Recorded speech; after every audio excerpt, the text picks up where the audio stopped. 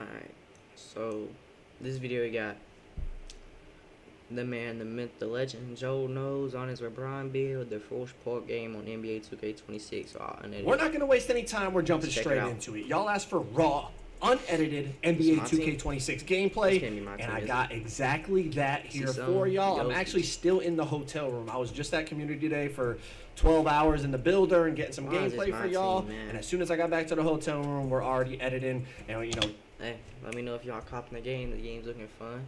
Footage I've seen. Them posters at the 3-point line. Oh my, y'all seen that? Y'all need to check it out. Getting on the mic to talk it's insane. to y'all about it. So drop a like on the video for me. I really appreciate it. Let's try to get this video to 10,000 likes. And let's talk about it. All right. I'm in the white. I'm in the white jerseys. My team's white. Swag's in the black jersey. Swag is my pro-am team, and I played park with him for the last, I don't even know, 5-6 years. You know, me and Swag go way back. So we decided to match up in the my team triple threat. So it's 3-on-3. We pulled up some my team cards. Luckily, I was lucky enough to pull LeBron James. So we got some. Hold on. Wait. Hold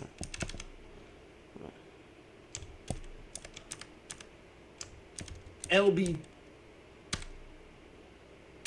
Yo, why does it not let me go back?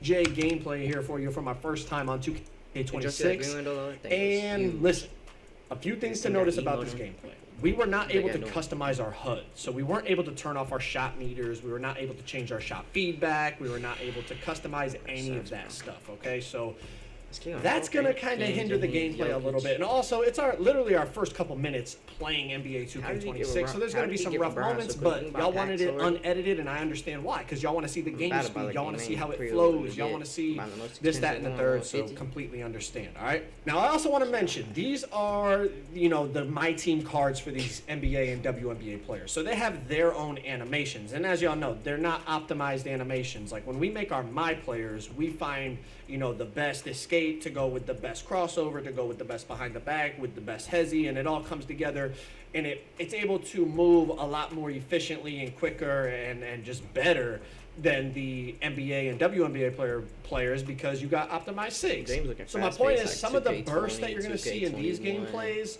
it might look clunky sometimes, but you have to realize a lot of these players don't have great SIGs attached to their My Team cards and whatnot. Like, when you'll see the gameplay tomorrow, and you see the builder and people being able to test their builds, and when we tested the builds, we could customize the SIGs. You're gonna see it's a night and day difference in terms of how people can kind of burst and speed boost and change directions and start to chain glitchy stuff together. And then of course when the full game drops and like the whole community's out there labbing, it really looks like we're gonna find some glitchy stuff because the bigger players, like obviously last year the small players could burst. The big players on this game can definitely move. You move a lot better than 2K25. That's for damn sure. Step back with Bron pulling up. Y'all already know how we're coming with Bron on 2K26. What the fuck did he just do? Big players on this game can definitely move. You move a lot better than 2K25. That's for damn sure. What is that? Back with Bron pulling up. Y'all already know how we're coming with Bron on 2K26. All right. So make sure y'all tuned in tomorrow. My Bron build is dropping, and I'm excited for that one. But hi, this is Vivian and Wendy. No, I'm not buying YouTube Premium. Turning our school project into an AR experience. Don't even say it in the comments. We're hot. We're up 11-2. Swag, I don't know what he's doing, but I'm trying to blitz the ball here because I know Mike was talking about how they nerfed the plucks and blitz steals will be rewarded. So I'm really trying to blitz the ball hand and go for them. But I'm getting called for a foul here and there. You do see, though, I don't know if you can tell in this, in my gameplay breakdown video that I posted earlier, I kind of talked about. Okay, Giannis dunk animation. I don't like it that much though. Like I always miss my dunks usually. About this, when someone stands still dribbling, you can't just like push up against them and just knock. Swag's giving me too much space. Bron's knocking it down yet again. 14-2. It's an absolute flood. But what I was talking about was when someone stands still dribbling, you can't just bump them out of like their combo.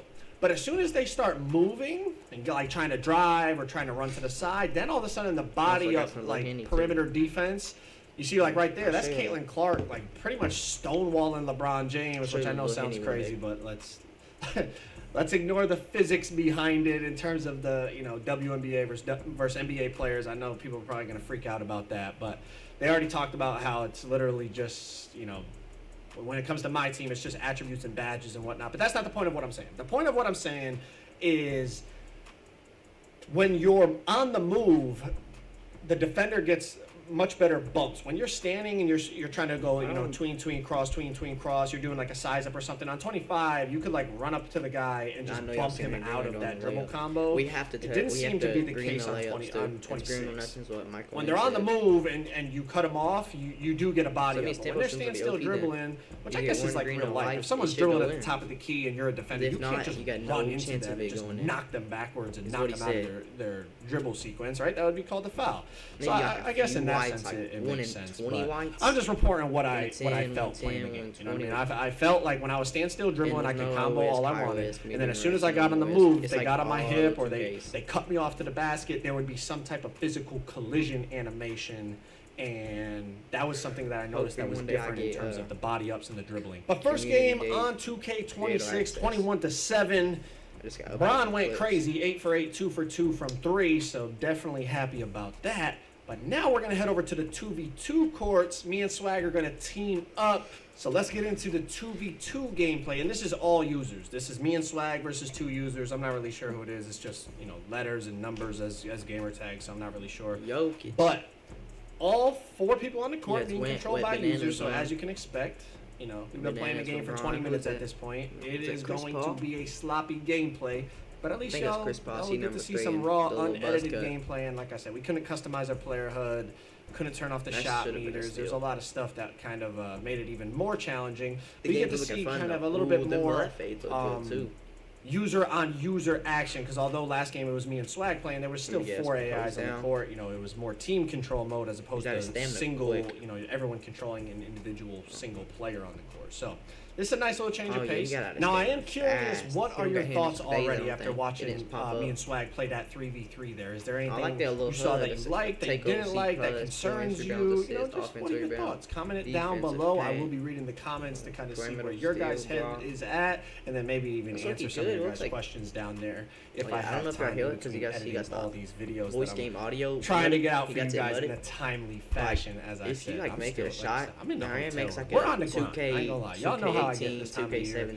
I do everything I can for y'all boys, and y'all always, y'all always show love back. So, the feeling is mutual. I appreciate y'all, and clearly, I mean, the way you guys support the videos, you guys appreciate it as well. So I love that. But let's keep it going. Wemby with the block. Now, we've already seen Wemby has the 99 block, so you would hope, right? You would hope he'd be able to get his hand on the ball here or there, and that was a nice inside block. Myself. We're going to a little pick and roll here. I go up. You see, I try to go up for the dunk meter. He takes me out of the dunk meter, but it still converts to a layup, and usually it is a makeable layup. It's not like a sliver of a green window. Like, that was a pretty decent size green window on the layup, and of course, you can see the green window. We already knew this, but you can see the green window again on the dunks and the layups.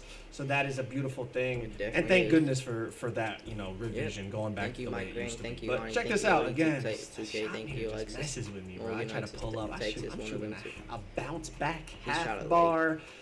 Iverson is pulling up in the corner. He's knocking it down. Me and Swagger down 7-4. You like LeBron. He uses jump shot. You all that. But I'm about to turn up and take this thing over with LeBron. Now, you're about to see here in just a second. AI pulls up and he misses, and then Swag's going to hit me on the kick out. I'm going to drive in and go for a meter dunk here. And it's a good-sized green window. And I mean, Jokic is in the paint, but it's not like a... it's not like he's really putting me into contact dunk animation or anything like that, but it just feels like a good time to kind of talk about my thoughts on the driving dunks and finishing in general. From what I saw, I did talk about it in my gameplay. I know we just seen that dumbass shit happen. Breakdown if y'all didn't. Take that out of the game. If it does, then make it call it out of bounds. And watch that earlier. Simple. I definitely recommend y'all check that out. Please. But stupid. Finishing on this game, one thing I noticed is size really matters. And I think this was true in 2K25 as well, but you couldn't really, you didn't have the visible green window to back it up. But we know on the perimeter, right? If you're a tall player, it's a lot harder for them to contest you. You're shooting over those and blah, blah, blah. Y'all get what I'm saying in terms of the perimeter. But in the paint, I feel like the same. Oh, yeah. What build y'all making 2K26? I'm going to make a 6'6", PG, maybe a 6'8", maybe a 7'4" big, since they can get 7'4" big. since they can get 89 3 ball. And then Yao Ming post hook. It's true. I have an ISO 7-foot build that can post hook. Oh my goodness. I'll be so happy. I'm so praying against that though. You won't be able to defend if they can post hook at the 3-point line and stuff. Alright, let's get back to the video. Enough with all the yapping. In the gameplay breakdown I did a lot of testing with, like... We know you're hovering over that button, but we need your help. We have a better button, we promise. Ja and Ant, smaller dunkers. And then I also had Giannis, who's, 6'11", a much bigger player. And it just felt like Giannis was getting more consistent, good-sized green windows. Now, there was times where his, shrunk and whatnot, but it really felt like finishing. And it's triangle to catch a lob. Also, not just depended on your attributes and badges, but the size of your player. And I feel like to an extent, it makes sense, right? Like, Ja Morant coming full head of steam, it's scary, but Giannis coming full head of steam is frightening. Like, that's a really difficult thing to stop. And although they're both great dunkers, great finishers, the size does matter. So I think it's not a crazy concept to have in the game, but it was definitely, in terms of what I tested in the few hours I got to play, it definitely felt noticeable that the bigger players could, just kind of get an instant weeper on that fucking Mets, 2K.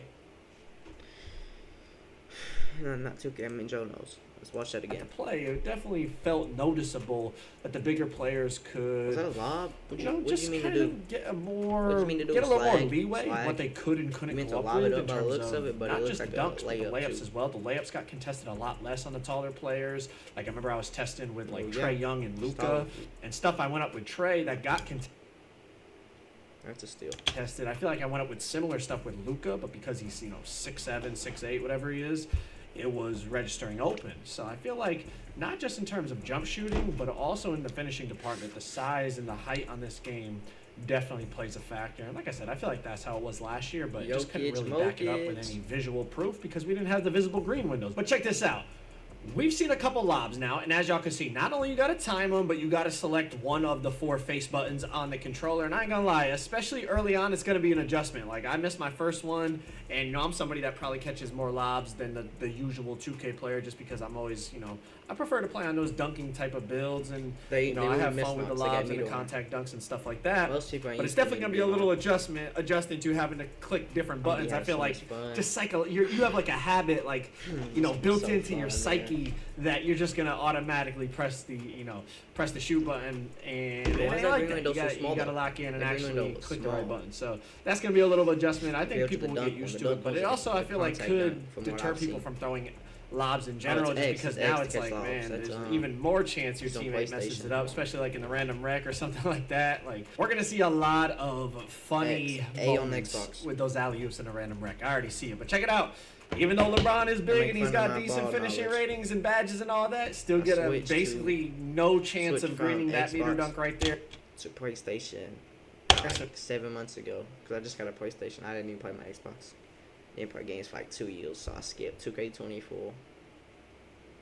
Skipped like 2 months of 2K23, so it's basically 2 years. It certainly isn't anything OP, and if you watched the gameplay breakdown, there's actually some stuff I'm pretty concerned about that I addressed in there, and I did bring it to their attention. I think other people did as well, so hopefully they're able to sort it out by launch. But there was some stuff with the dunking that logically really didn't make sense. But again, it is the community day version of the game. It's not the final product that we're going to play at launch, so hopefully they're able to fix those final product. Come on now, we know they know those small things that we noticed in terms of the dunk meter being just randomly inconsistent for no reason. If you want to actually see that, like I said, the gameplay breakdown is the place to go check it out, and that video is going to pop up on the screen here in just a second after we finish this thing off. Wemby's ripping down the rebound. He's going to hit me, and if you wanted to see a two-hand tomahawk contact dunk to finish it off, there you go, man. Click that video on the screen right there. Like I said, that is the gameplay breakdown, everything you need to know.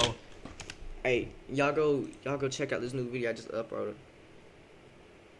Alright. Y'all have a good day, alright? Have a good day, y'all.